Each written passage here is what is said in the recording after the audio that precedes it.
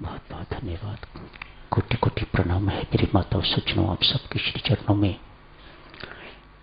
आज के इस मांगलिक दिवस पर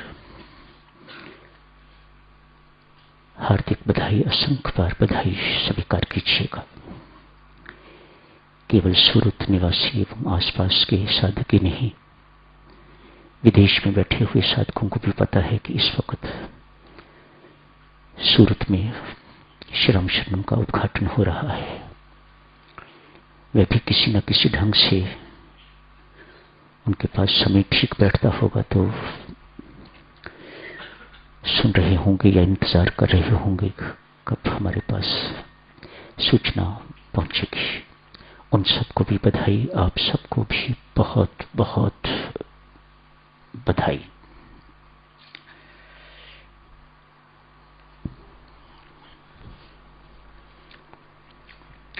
स्वामी जी महाराज, पूज्यपाद गुरुदेव, आप जी की तरफ से दो शब्द कहने से पहले ये श्री राम शरणम यहाँ के निवासियों को समर्पित करता हूँ, सौंपता हूँ। अपने दायित्व को संभालिएगा प्रीतम दास जी, राजकुमारी जी एवं अन्य सहयोगी सब आपके सदा सेवक बन के रहिएगा। स्वामी जी महाराज के इशारों पर अपने अनुसार कभी कुछ नहीं करना, सब कुछ स्वामी जी महाराज के अनुसार हो। अपने अनुसार चलने वाले को मनोमुखी कहा जाता है और गुरु महाराज के अनुसार चलने वाले को गुरुमुख कहा जाता है। गुरुजनों के ही उन्मुख रहिएगा, इसी में समझदारी है। वह ठीक आपका मार्गदर्शन करेंगे। परमार्थ में विशेषज्ञ वही हैं, हम नहीं। जो विशेषज्ञ समझाएंगे, बताएंगे, वही सही होगा।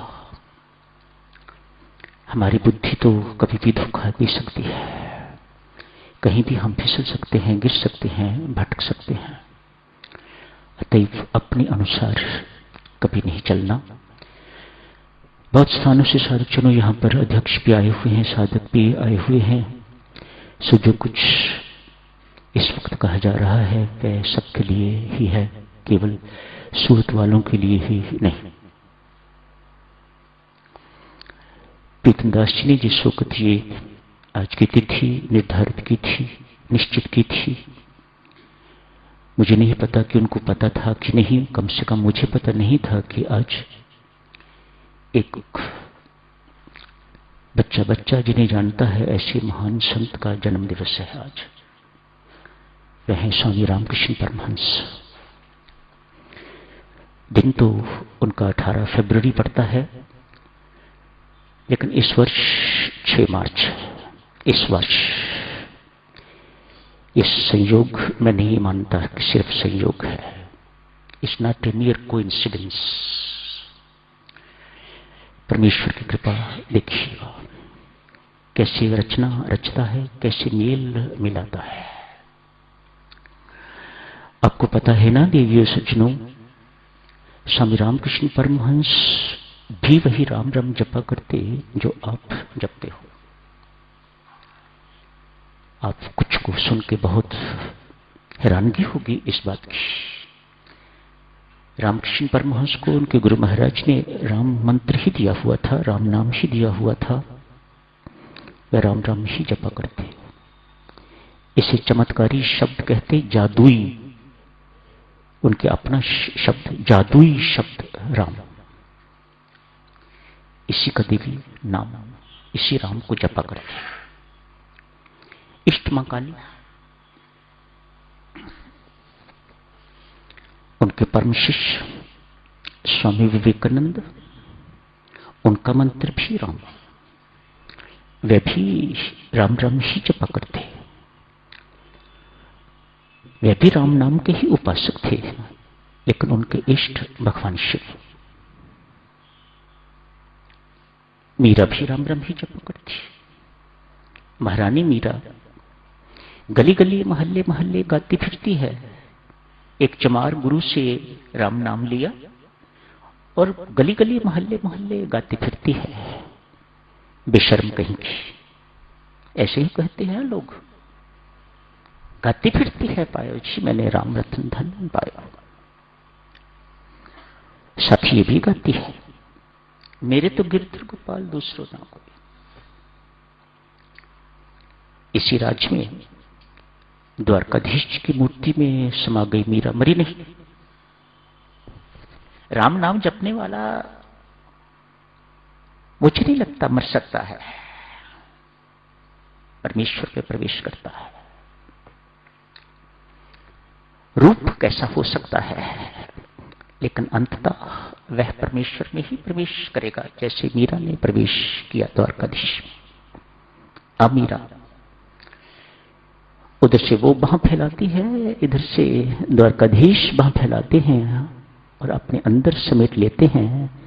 मीरा की मृत्यु नहीं हुई।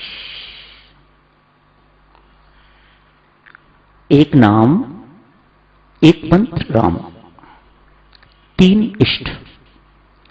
एक के इष्ट मुरली मनोहर, दूसरों के इष्ट भगवान शिव और तीसरों के इष्ट मां काली। स्वामी जी महाराज यहां समझाते हैं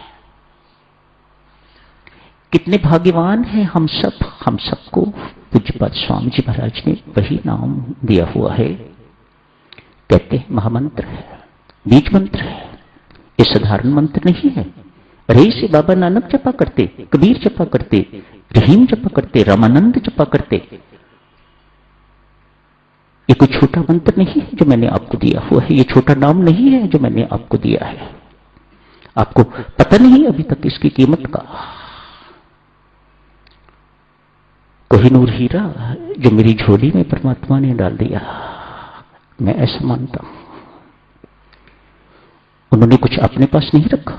मत सोचिएगा कि स्वामी जी महाराज ने अपने पास तो कोहिनूर रख लिया है और हमें घटिया हीरा दे दिया है। नहीं, बिल्कुल नहीं। वही कोहिनूर हीरा हम सबकी झोलियों में उन्होंने डाला हुआ है। देवी, ऐसा विश्वास हमारा होना चाहिए, ये सत्य है।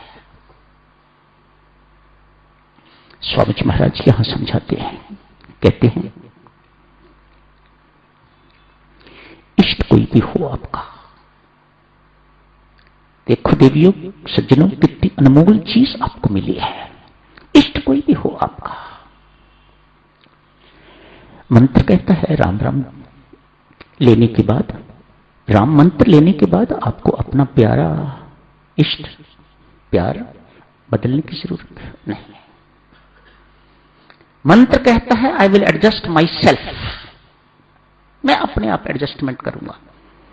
आपका इष्ट मां काली है, भगवान श्री कृष्ण है या भगवान शिव, बदलने की जरूरत नहीं। अपने अपने इष्ट की आराधना कीजिएगा। करना क्या है, स्वामी जी महाराज समझाते हैं, अब से लेकर जब तक जीवन है मंत्र राम जपिएगा, नाम राम जपिएगा। क्यों? ये साधारण शब्द नहीं रहने वाला। ये अभी एक सिद्ध के मुख से निकला हुआ, एक सिद्ध महात्मा के मुख से निकला हुआ सिद्ध मंत्र है जो आपको दिया जाता है। ये साधारण शब्द नहीं है। और साधारण शब्द में और सिद्ध शब्द में जमीन आसमान का अंतर होता है।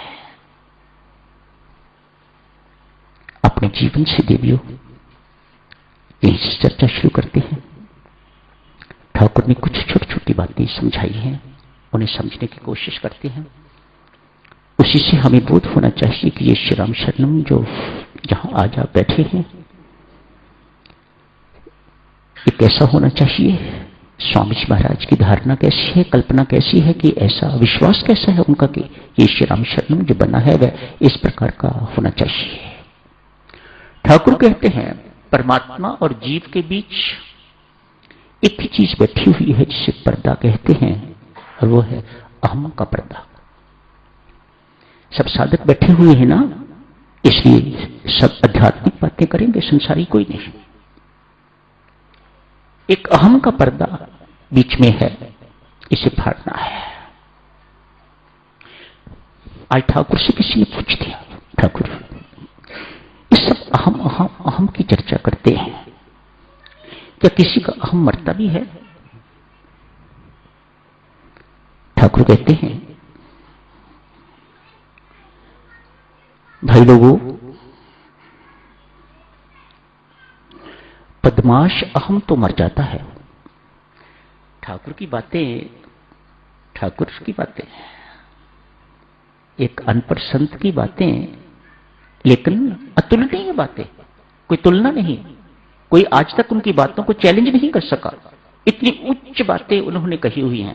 कहते हैं बदमाश अहम तो मर जाता है, लेकिन भला अहम मरना बहुत कठिन है, ये मरता नहीं है।